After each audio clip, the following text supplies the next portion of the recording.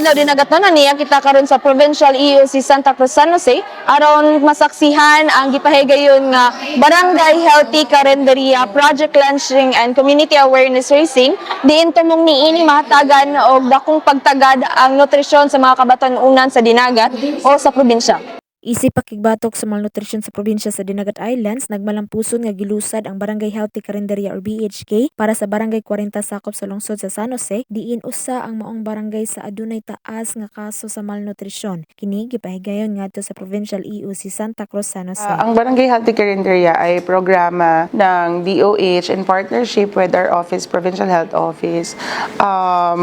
Nag-download sa amin ng 1 million ang Department of Health para i-train ang mga barangay, especially ang Barangay 40, and i-train ang kanilang barangay captain, mga kagawad, as well as yung mga BNS nila and ang MNOW ng San Jose to help and feed yung mga malnourished children nila. Sa mga barangay in San Jose, isa ang Barangay 40 sa medyo mataas ang malnourished na mga children. So, sa kanila nag-pilot itong programa na to. Ang mga partner agencies namin ay ang, of course, yung DOH, and then yung National Nutrition Council, tapos ang DOLE din, andyan din sila, DepEd, DTI, and yung mga BNS and MNOWs natin.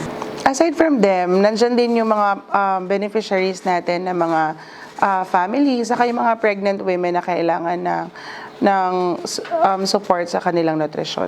Itong Barangay Healthy Carinderia, sa buong Pilipinas, tayo lang yung nag-innovate sa programa ng DOH. Kaya initially, ang mga private na may-ari ng mga karinderya talaga ang kasama sa program. Kaso naisip namin dahil dito sa Dinagat Islands, 'di ba? Ano tayo yung typhoon prone ta kay malapit ta sa Pacific Ocean. Tapos every bare months parang takot ta kay baka naanapod bagyo.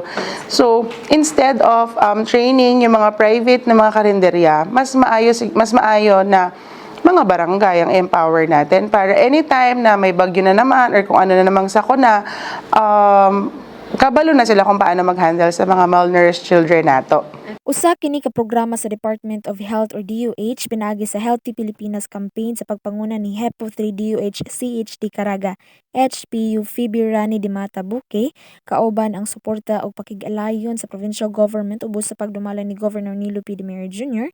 pinaagi sa buhatan sa Provincial Health Office or PHO sa pagpanguna ni PHO Tuvin Johan S. Manlapas, Provincial Vice Governor Benglen B. Icleo, Municipal Nutrition Action Officers ug sa suporta sa BLGUs sama sa mga barangay nutrition scholars diin tumong niining mahatagan og dakong pagtagad ang mga nutrisyon sa mga kabatan-unan agig pag-edukar usab sa mga ginikanan sa tukma ug luwas nga pamaagi sa pagpadako sa ilang mga anak ug mahilikay sa malnutrisyon. The Healthy Filipinas campaign is based on our health promotion framework strategy of 2030. So, ang gusto lang po namin dito is to make healthy behaviors available for everyone and ma-practice po ng lahat, every time, everywhere. So that is why with this campaign, we are modifying the settings, we are building public policies, tapos capacitating din our healthcare workers and then our community members, and then reorient din natin ng mga tao sa community na instead of focusing more on the curative para iwas gastos, they will actually invest and more practice na mga promotive and preventive measures para naman they will be healthy members of the community. To all the Dinagatnons, thank you so much for being receptive of and one of the Dinagat po is one of the beneficiaries and recipient of our programs. Thank you so much for accepting and for Governor Nilo Demere for the support po, no? Meron na tayong policies on this on these programs, and we hope that all the Dinagatnons will practice the healthy behaviors na pinopromote po namin. So for this specific activity, yung move more, eat right. Midawat usab ang mga Municipal Nutrition Action Officers matag munisipyo og weighing scale, height board, printers, IEC materials in local dialect ug token nga BHK mag para sa tanan nga nakigduyog sa maong aktibidad. Sa dugang bahin, ni-commit ug nagpasalig usab si Marieta Bigahelioma sa pagsuporta sa maong programa isip barangay captain sa Barangay 40. Anaa usab ang suporta sa mga national line agencies sama sa Department of Labor and Employment o DOLE, Department of Education or DepEd, Department of Trade and Industry or DTI o guban pa. Hindi siya kaya hamok may mga discuss na about sa mga healthy nga mabalaan na mo. Balat sa tanan nga mo din ana ang pagtarong sa healthy. Tapos kuan po ganang di pa siya kaya hamok pamok tao nga nakabalo nga kuano kanang healthy day kung kuano kanang tarungon pag kuan sa sustansya nga mapagkaon. Pasalamat ko kay tungod kinakabalo ko nga anaon ana tayo para anaon di ay nga ma-healthy ang bata. Nga balo ko kung sa pagpakaon na nga tarong nga ma-health ang bata antud pagdako.